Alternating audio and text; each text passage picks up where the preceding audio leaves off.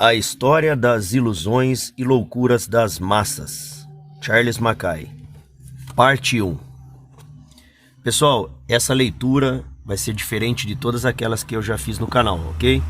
Hoje eu não estou no meu computador, eu estou na rua, tenho que aguardar um tempo para desenvolver a minha atividade aqui e vou aproveitar para fazer a leitura, ok? Então não vai ter fundo musical, vai ter barulho de carro, de gente, sei lá do que vai aparecer, mas nós vamos dar prosseguimento à leitura, ok? Vamos lá. Capítulo 1. Loucuras financeiras. O esquema do Mississippi. Há uma relação tão íntima entre a personalidade e a carreira de um homem específico e o grande esquema dos anos 1719 e 1720, que não pode haver introdução mais propícia para a narrativa da loucura do Mississippi do que um esboço da vida de seu grande autor, John Law. Alguns historiadores consideram-no um canalha, outros um louco. Ambos os epítetos lhe foram aplicados em vida, com profusão, enquanto ainda se sentiam profundamente as consequências infelizes dos seus projetos. A posteridade, porém, encontrou motivos para duvidar da justiça da acusação, bem como para confessar que John Law não foi nem um canalha, nem um louco, mas alguém que foi enganado em vez de enganar, foi vítima do pecado em vez de pecar. Ele conhecia muito bem a filosofia e os princípios do crédito. Compreendia questões monetárias melhor do que qualquer outro homem do seu tempo. Se seu sistema sofreu um colapso tão tremendo, a culpa foi mais do povo entre o qual foi erguido que daquele que o ergueu.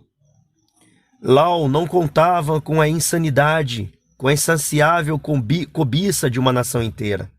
Não calculou que a confiança poderia, assim como a desconfiança, ampliar-se quase ao infinito, nem que a esperança era tão extravagante quanto o medo. Como ele poderia prever que o povo francês, assim como o homem da fábula, mataria em seu entusiasmo frenético a bela galinha dos ovos de ouro que lhe dera? John Law nasceu em Edimburgo no ano de 1671. Seu pai era o filho caçula de uma antiga família de Fife e atuava como ourives e banqueiro, o que o levou a acumular considerável riqueza. O tema da nossa história, o filho mais velho, foi recebido na casa de contas do pai com a idade de 14 anos e por 3 anos trabalhou duro para compreender os princípios do sistema bancário, como então funcionava na Escócia. Ele sempre manifestara grande amor pelo estudo dos números e possuía uma proficiência em matemática considerada extraordinária para alguém tão jovem. Com 17 anos, Law era alto, forte, corpulento. Seu rosto, embora profundamente marcado por cicatrizes de varíola, tinha expressão agradável e inteligente. Nessa época, ele começou a negligenciar os negócios da família e, tornando-se vaidoso, deu-se a vestir roupas extravagantes. Tornou-se o grande favorito das senhoras abastadas. Com a morte do pai, que ocorreu em 1688, retirou-se inteiramente do trabalho e, em posse da renda das terras herdadas, partiu para Londres para ver o mundo. Ao chegar à capital, logo se tornou frequentador regular de casas de jogos, nas quais, pondo em prática certo plano, baseado em algum tortuoso cálculo das possibilidades, conseguiu ganhar consideráveis somas. Era igualmente afortunado em termos de conquistas. Damas de primeira linha sorriam graciosamente para o belo escocês, o jovem, o rico, o inteligente, o cortês. Mas esses sucessos só pavimentariam o caminho para os reveses. Depois de 9 anos exposto a atrações da vida despreocupada que levava, Lau se tornou um jogador irrecuperável, o que acabou por levá-lo a hipotecar as terras da família. Ao mesmo tempo, a vida de conquistador lhe trouxe problemas. Um caso amoroso, ou leve flerte, com uma senhora de nome Villiers, o expôs ao ressentimento de certo senhor Wilson, por quem foi desafiado a um duelo. Lau aceitou e teve a má sorte de matar seu protagonista na hora. Ele foi preso no mesmo dia, e levado a julgamento por assassinato pelos parentes do senhor Wilson. Considerando culpado, foi condenado à morte. A sentença foi comutada em uma multa, sob o argumento de que o crime se resumia a homicídio culposo, sem premeditação. Como o irmão do morto recorreu, Lau foi detido em Kings Beach, de onde, por um meio ou por outro, que ele nunca explicou, conseguiu escapar e alcançar o continente europeu, pelo qual viajou durante 3 anos, devotando muito de sua atenção aos temas bancários e monetários dos países por onde passou. Suas manhãs eram devotadas ao estudo das finanças e dos princípios de comércio. Às noites, às casas de jogos. Acredita-se que tenha retornado a Edimburgo no ano de 1700. É certo que publicou na cidade seus Proposals and Reasons for Constituting a Council of Trade. Tradução: propostas e razões para constituir um conselho de comércio. O panfleto não obteve grande atenção. Pouco depois, Lau publicou um projeto para o estabelecimento que chamou um banco de terras, que emitira notas cujo valor jamais deveria exceder o montante de todas as terras do Estado, com juros comuns, ou deveriam ser iguais em valor à terra, com o direito de assumir a posse em certo tempo. O projeto suscitou uma boa dose de discussão no parlamento escocês, e uma moção para o estabelecimento de banco similar foi apresentada por um partido neutro, chamado Squadrone, cujo interesse Lau despertara em seu favor. O parlamento, no fim das contas, anunciou uma resolução determinando que estabelecer qualquer tipo de crédito em papel era um expediente inadequado para a nação.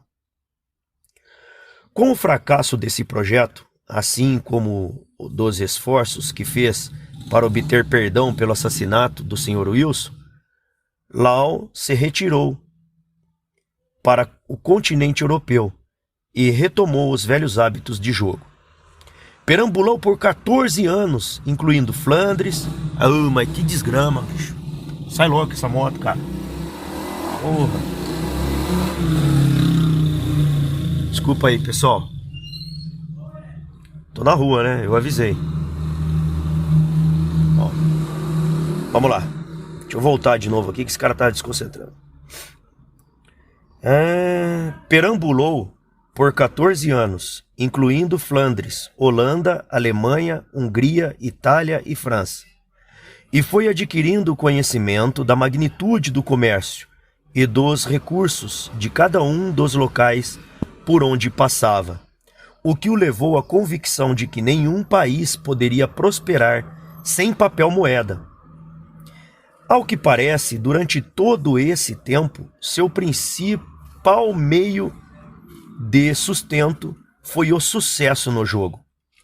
Lau era conhecido e apreciado em todas as casas de jogos da Europa, tido como um homem de seu tempo que mais entendia os meandros das probabilidades. Conta-se que ele foi expulso, primeiro de Veneza e depois de Gênova, pelos magistrados, que o consideraram visitante demasiado perigoso para a juventude da cidade. Durante sua residência em Paris, angariou a antipatia de Dangerson, o comandante da polícia, de quem recebeu ordens de deixar a capital. Isso não aconteceu. Porém, antes que ele tivesse conhecido nos salões o Duque Vendôme, o príncipe de Conte e o alegre Duque de Orleans, este destinado a exercer enorme influência posterior sobre o seu destino. O Duque de Orleans, que prometera tornar-se patrono de Lau, gostava da vivacidade e do bom senso do aventureiro escocês, ao passo que este não gostava menos da amabilidade e da inteligência do aristocrata. Nos frequentes encontros entre os dois, Lau aproveitava todas as oportunidades para instilar suas doutrinas financeiras na mente de um homem cuja proximidade do trono, em data não muito distante, o destinava a desempenhar papel importante no governo. Luís XIV morreu em 1715, sendo o herdeiro do trono uma criança de apenas 7 anos. O Duque de Orleans assumiu as rédeas do governo como regente durante a minoridade dela. A maré estava a favor de Lau, que seria carregado ao sucesso pela correnteza. O regente era seu amigo, já conhecia sua teoria e suas pretensões, e estava inclinado, além disso, a ajudá-lo em quaisquer esforços para restaurar o crédito da França, que fora levado ao chão pelas extravagâncias do longo reinado de Luís XIV. As finanças do país se achavam na mais extrema desordem. Um monarca profuso e corrupto, cuja profusão e corrupção eram imitadas por quase todos os funcionários, do mais elevado aos mais relés, levar a França à beira da ruína. A dívida nacional chegava a 3 bilhões de libras francesas, a receita a 145 milhões e as despesas do governo a 142 milhões por ano, o que deixava apenas 3 milhões para pagar juros sobre 3 bilhões. A primeira providência do regente foi tentar descobrir um remédio para um mal de tamanha magnitude, e para tratar o tema convocou com presteza um conselho. O Duque de Saint-Simon foi da opinião de que nada poderia salvar o país da revolução, senão um remédio, a um só tempo ousado e perigoso. Ele aconselhou o regente a convocar os Estados Gerais e declarar falência nacional. O Duque de Noailles, o nome esquisito. O Duque de Noailles, homem de princípios flexíveis, cortesão, de talento e pessoa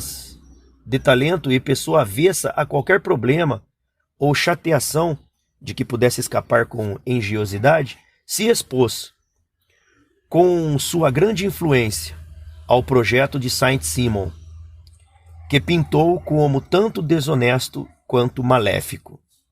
O regente foi da mesma opinião, e o remédio desesperado foi descartado. No fim, as medidas adotadas, embora prometessem justiça, apenas agravaram o mal. A primeira e mais desonestas não trouxe nenhuma vantagem para o Estado. Ordenou-se uma recunhagem pela qual a moeda foi depreciada em 1/5. Aqueles que levassem 1000 peças de ouro ou prata à casa da moeda receberiam de volta uma quantia do mesmo valor nominal, mas de apenas 4/4 do peso em metal.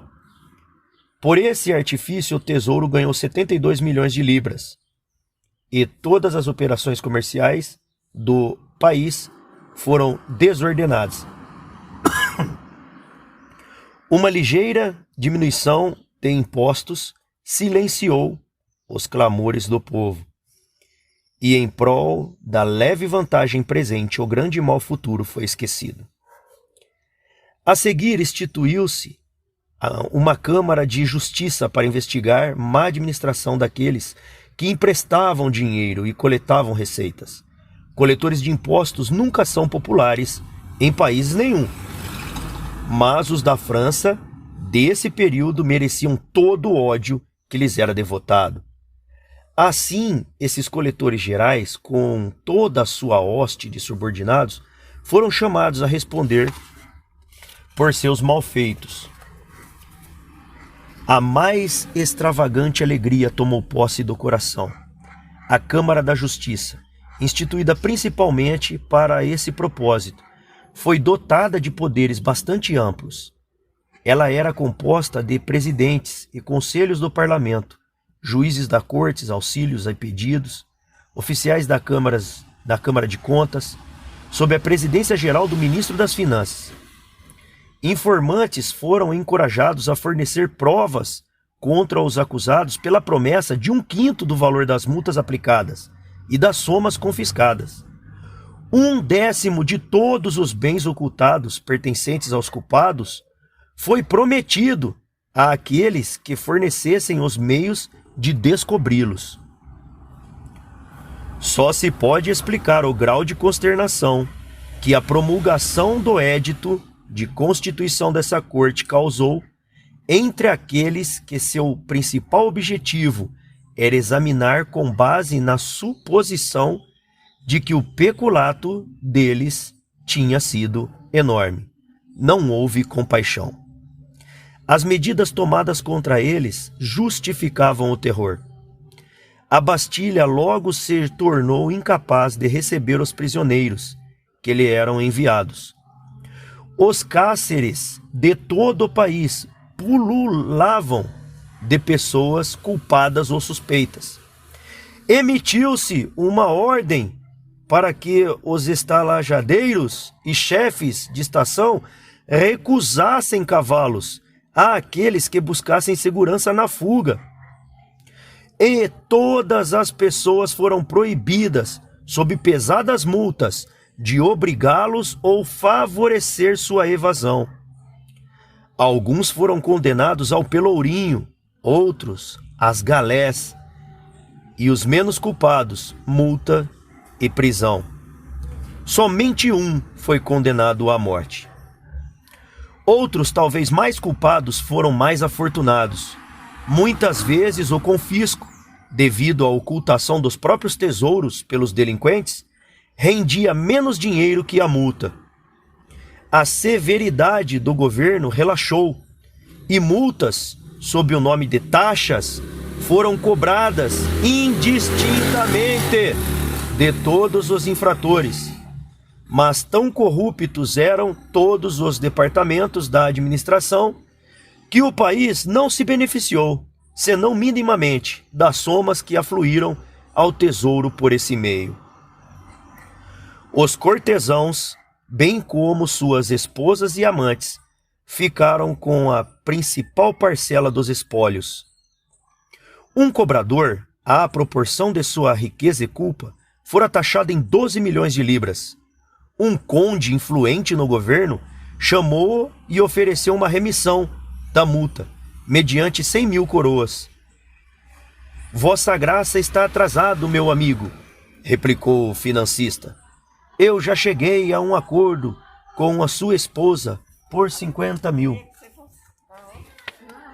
Cerca de 180 milhões de libras foram arrecadadas dessa maneira, dos quais 80 milhões foram aplicados no pagamento dos débitos contratados pelo governo. O restante encontrou seu destino nos bolsos dos cortesãos. Opa, desculpa aí. O povo, que costuma expressar compaixão pelos fracos, quando acaba a primeira explosão do seu ressentimento, ficou indignado com o uso de tanta rigidez para o propósito tão pequeno, não vendo justiça alguma em roubar uma classe de ladrões para engordar outra. Em alguns meses, os mais culpados tinham sido punidos, e a Câmara da Justiça começou a procurar por vítimas em meio a grupos mais humildes. Em consequência dos grandes incentivos dados a informantes comuns, acusações de fraudes e extorsões foram levantadas contra comerciantes de bom caráter, que foram compelidos a abrir seus negócios diante do tribunal para provar a própria inocência. A voz da queixa ressoou por todos os lados, e ao fim de 1 ano, o governo achou aconselhável descontinuar procedimentos ulteriores. A Câmara de Justiça foi suprimida e uma anistia foi concedida a todos contra os quais ainda não se havia proferido queixas. Em meio a essa confusão financeira, Lau apareceu em cena. Nenhum homem sentia o deplorável estado do país com mais profundidade que o regente, mas nenhum homem poderia ter mais aversão a colocar a mão na massa com virilidade. Ele não gostava de negócios. Assinava documentos oficiais sem o devido exame e confiava a outros o que deveria fazer por conta própria. As atividades inseparáveis de sua posição elevada lhe eram penosas. Ele via que algo precisava ser feito, mas faltava-lhe energia para fazê-lo e virtude para sacrificar sua comodidade e seus prazeres à tentativa. Não espanta que, com esse caráter, ele tenha dado ouvido aos projetos impetuosos e tão fáceis de executar do esperto aventureiro que ele conhecera anos antes e cujos talentos apreciava. Quando Lau se apresentou na corte, foi recebido com a maior das cordialidades. Ele ofereceu ao regente 2 memorandos, nos quais explicava os males que haviam se abatido sobre a França, devido a uma moeda deficiente, depreciada e indiferentes ocasiões. Ele garantiu que uma moeda metálica, sem auxílio de dinheiro em papel, era inteiramente inadequada aos interesses de um país comercial, e citou especificamente os exemplos da Grã-Bretanha e da Holanda para mostrar as vantagens do papel. Com vários argumentos sólidos a respeito do tema do crédito, ele propôs como meio de restaurar o da França, então em maré tão baixa entre as nações, que lhe fosse permitido estabelecer um banco que deveria administrar as receitas reais e emitir notas que teriam como garantia tanto essas receitas quanto terras. Propôs ainda que esse banco fosse administrado em nome do rei, mas sujeito ao controle de comissários a serem nomeados pelos Estados Gerais. Enquanto esses memorandos estavam sob consideração, Lau traduziu para o francês seus ensaios sobre dinheiro e comércio e usou todos os meios para estender à nação seu renome como financista. Logo se tornou tema de conversa e todos esperavam grandes coisas deles. Em 5 de maio de 1716, foi publicado um édito real, mediante o qual Lau era autorizado, em conjunto com seu irmão, a estabelecer um banco sob o nome Lau e Companhia, cujas notas seriam recebidas em pagamento dos impostos. O capital foi fixado em 6 milhões de libras, em 12 mil ações de 5 mil libras cada uma, comparáveis 1/4 de espécie e o restante em billets d'état, ou seja, notas promissórias do governo. Por conveniência, não lhe garantiram todos os privilégios pregados em seus memorandos antes de a experiência mostrar que eram seguros e vantajosos. Lau estava agora no caminho da fortuna.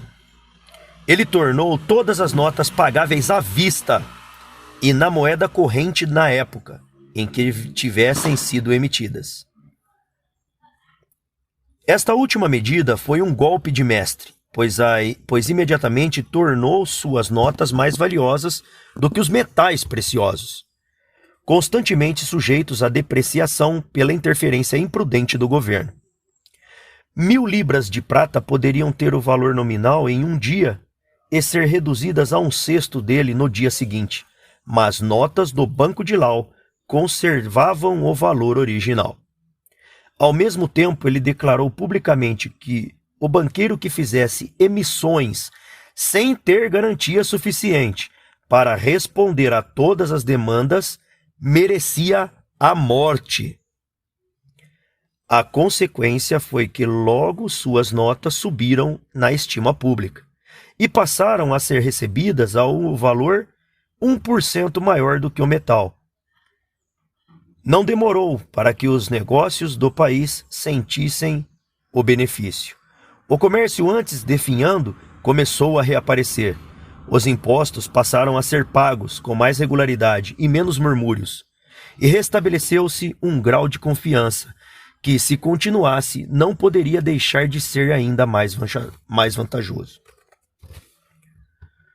No curso de um ano, o ágio das notas de Lau subiu para 15%, enquanto os billets d'état, ou notas emitidas pelo governo como garantia para os débitos contraídos pelo extravagante Luís XIV, estavam com abatimento de não menos que 78,5%.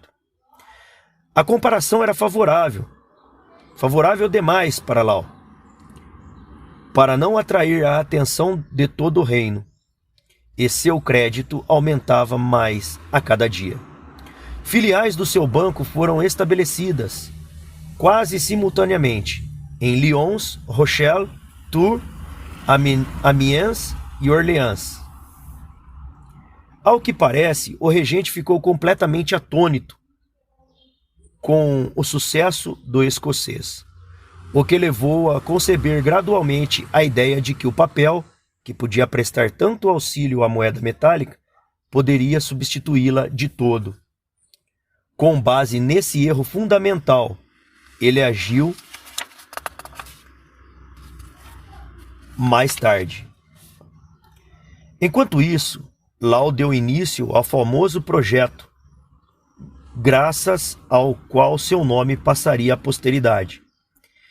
Ele propôs ao regente, que não era capaz de recusar nada, estabelecer uma companhia que teria o privilégio exclusivo de comercializar com o grande rio Mississippi e a província de Louisiana, à margem esquerda dele. Supunha que o local abundava metais preciosos e a companhia, patrocinada pelos lucros do comércio exclusivo deles, seria a única entidade a cobrar imposto e a cunhar dinheiro. Cartas patentes incorporando a companhia foram emitidas em agosto de 1717. O capital foi dividido em 200.000 ações de 500 libras cada uma, que poderiam ser pagas inteiramente em billets d'état, com seu valor nominal, embora não valesse mais do que 160 libras no mercado.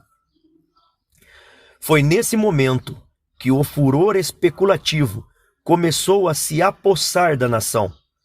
O Banco de Lau obtivera efeitos tão bons que se acreditava prontamente em qualquer promessa futura que ele julgasse conveniente fazer. O regente conferia cada vez mais privilégios ao afortunado empreendedor.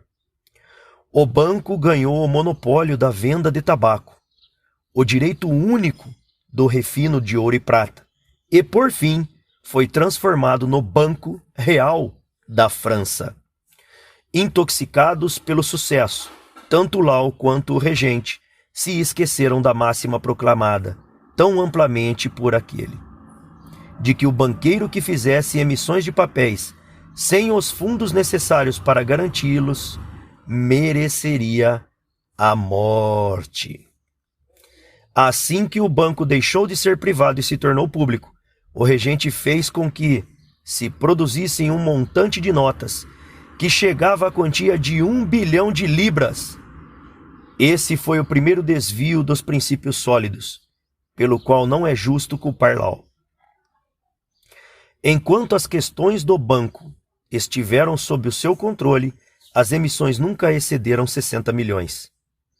Não se sabe se ele se opôs ao aumento desordenado, mas como este ocorreu tão logo o banco se tornou um estabelecimento real, não é nada mais justo lançar a culpa pela mudança do sistema no regente. Lau descobriu que vivia sob um governo despótico, mas ainda não estava ciente da perniciosa influência que um governo desse tipo poderia exercer sobre uma estrutura tão delicada quanto a do crédito. Isso se tornaria claro para ele mais tarde, a um elevado custo, mas nesse meio tempo ele teve de suportar ser impelido pelo regente as ações que sua própria razão deve ter desaprovado. Com a mais repreensível das fraquezas, ele prestou seu auxílio para inundar o país de papel moeda, o qual, desprovido de bases sólidas, estava fadado a fracassar, mais cedo ou mais tarde. A extraordinária fortuna presente lhe ofuscou os olhos, impedindo-o de enxergar o mau dia que explodira sobre sua cabeça assim que, por um motivo ou outro, o alarme soasse. Desde o início, o parlamento ressentiu-se da influência de Lau, um estrangeiro, além de ter apreensões quanto à segurança dos projetos dele. À medida que a influência de Lau se ampliava, crescia a animosidade. Daguesseau, um chanceler, foi demitido sem cerimônias pelo regente por sua oposição ao vasto aumento do papel moeda e à constante depreciação das moedas de ouro e prata do reino. Isso só serviu para aumentar a animosidade do parlamento, que tornou mais violento do que nunca, quando Daguerreau, um homem devotado aos interesses do regente, foi apontado à chancelaria vaga e transformado.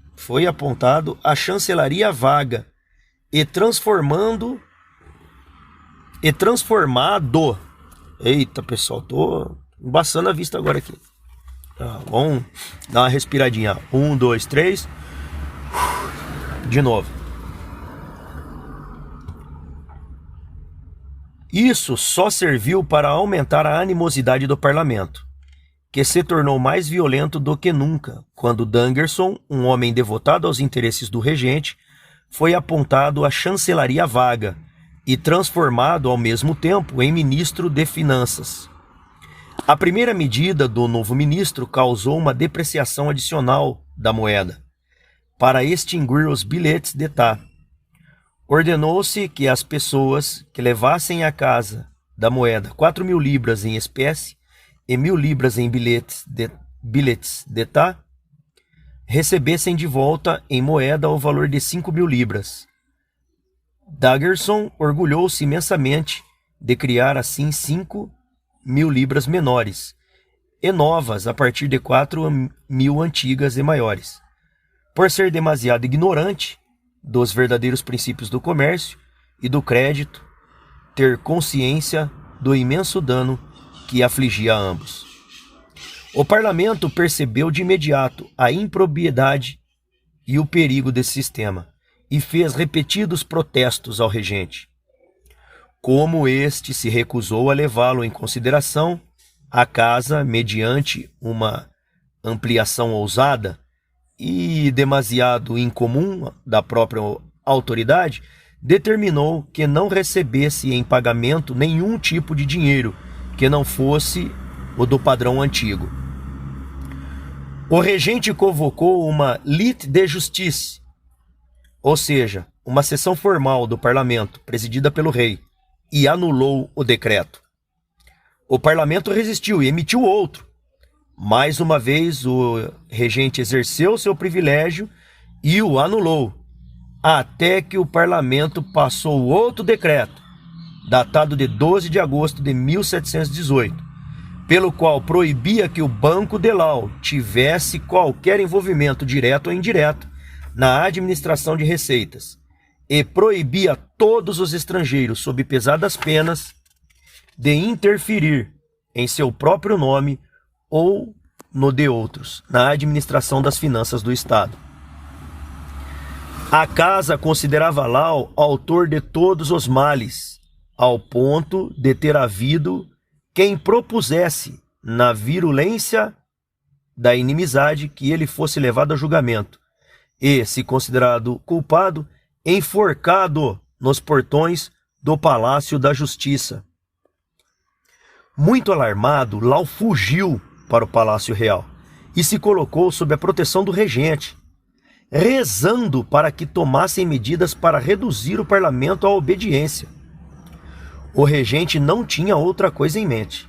O parlamento foi por fim subjugado mediante a prisão de seu presidente e de 2 conselheiros, que foram enviados a prisões distantes. Assim, a primeira nuvem sobre os prospectos de Lau se dissipou. Sem a apreensão de estar em perigo pessoal, ele devotou sua atenção ao famoso projeto Mississippi, cujas ações subiam rapidamente, a despeito do parlamento. No ano de 1719, publicou-se um edito garantindo à Companhia do Mississippi o privilégio exclusivo de comercializar com as Índias Ocidentais, a China e os mares do Sul, e todas as possessões da Companhia das Índias Ocidentais Francesas. A companhia, em consequência desse grande aumento de negócios, assumiu como mais apropriado o título de Companhia das Índias e criou 50.000 novas ações. Agora, os prospectos oferecidos por Lau eram mais magníficos. Ele prometeu dividendos anuais de 200 libras sobre cada ação de 500 libras. Como as ações eram pagas em billets d'état, a seu valor nominal, mas valiam apenas 100 libras, a taxa de lucro era cerca de 120%.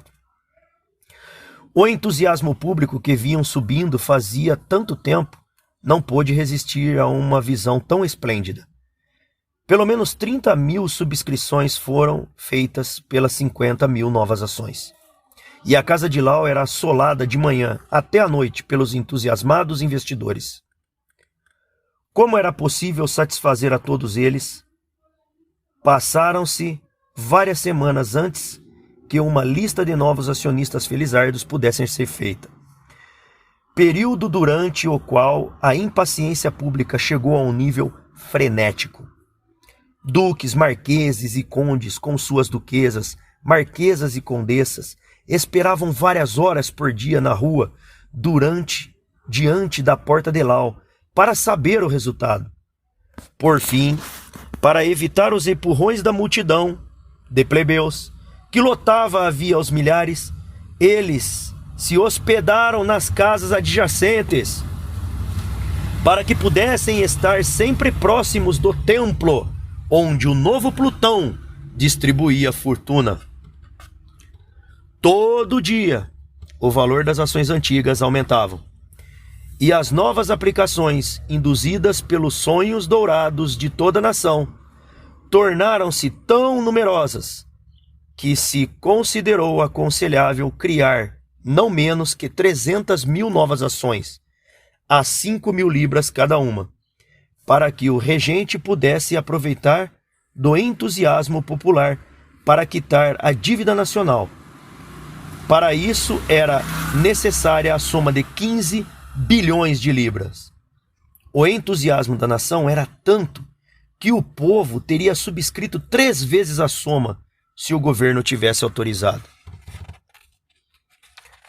Pessoal, eu vou fazer uma pausa. Está no meio do capítulo. Nós continuamos no próximo vídeo. Obrigado a todos. Compartilhem o canal.